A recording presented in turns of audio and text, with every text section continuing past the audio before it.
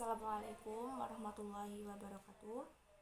Perkenalkan, nama saya Fitratul Laili dari kelas TPA 2 Fakultas Usuluddin dan Humaniora.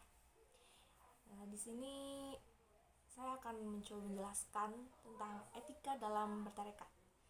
Sebelum kita membahas apa saja etika dalam bertarekat, kita perlu mengetahui apa itu tarekat. Yang pertama, tarekat atau torekoh adalah jalan yang ditempuh oleh seseorang untuk menuju Tuhan melalui beberapa tahapan yang meliputi metode pengarahan spiritual. Setelah itu, apa sih itu etika? Dalam Kamus Besar Bahasa Indonesia, etika adalah ilmu yang berkenaan tentang yang buruk dan baik dan tentang hak dan kewajiban. Secara etimologis, kata etika diartikan sebagai berikut. Yang pertama, ilmu tentang apa yang baik dan buruk, tentang hak dan kewajiban moral. Yang kedua, kumpulan asas atau nilai yang berkenaan dengan akhlak.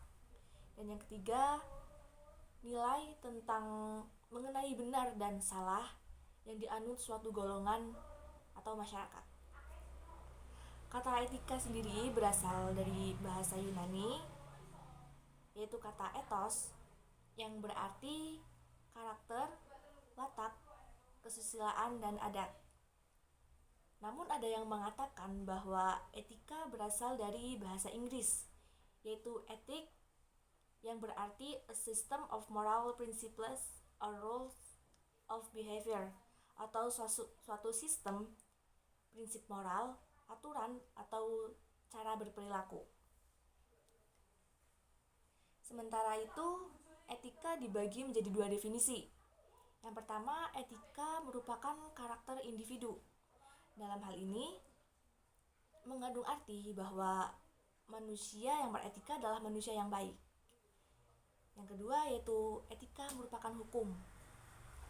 Dalam hal ini, Dr. Haji Hamzah Yakub menyimpulkan bahwa etika adalah ilmu yang menyelidiki tentang baik dan buruk dengan memperhatikan perbuatan manusia sejauh yang bisa diketahui oleh akal pikiran.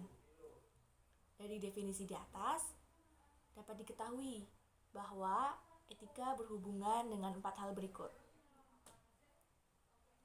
Yang pertama, dilihat dari segi objek pembahasan. Etika membahas tentang perbuatan yang dilakukan oleh manusia. Yang kedua, jika dilihat dari segi sumbernya, etika bersumber pada akal pikiran atau filsafat. Yang ketiga, dilihat dari segi fungsinya, etika berfungsi sebagai penilai, penentu terhadap perilaku manusia, apakah perbuatan tersebut termasuk baik, buruk, terhormat, hina, dan sebagainya. Dan yang terakhir, dilihat dari segi sifatnya, etika bersifat relatif, yakni dapat berubah-ubah seiring dengan perkembangan zaman. Setelah mengetahui definisi tarekat dan etika, kita akan lanjut ke pembahasan, yaitu tentang etika murid terhadap mursyid. Mursyid sendiri dalam literatur tasawuf berarti pembimbing spiritual bagi orang yang menempuh jalan khusus untuk mendekatkan diri sedekat-dekatnya kepada Allah Subhanahu wa Ta'ala. Menurut Syekh Az-Zarnuji dalam kitab beliau Ta'lim Muta'alim, diterangkan adab murid terhadap gurunya. Yang pertama, seorang murid tidak boleh berjalan di depan gurunya. Yang kedua, seorang murid tidak boleh duduk di tempat gurunya. Yang ketiga, tidak memulai bicara padanya kecuali dengan izin dari mursyid. Yang keempat, seorang murid harus menjauhi hal-hal yang membuat gurunya marah. Yang kelima, mematuhi perintahnya asal tidak bertentangan dengan agama. Yang keenam, seorang murid tidak boleh menyakiti seorang guru karena ilmu yang dipelajarinya tidak akan berkah. Yang ketujuh, memberikan ekspresi yang ramah dan murah senyum. Yang kedelapan, jujur dalam berkata.